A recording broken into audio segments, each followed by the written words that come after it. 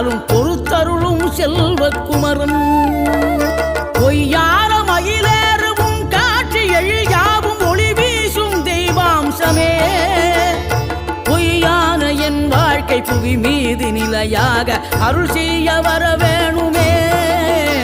நீ அருள் செய்ய வர வேணுமே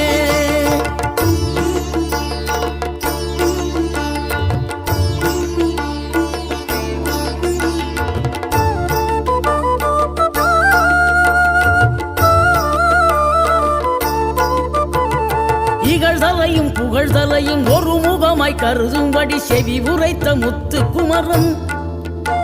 நீ வறுமையையும் வளமையையும் சமநிலையை உணரும்படி மதி கொடுத்த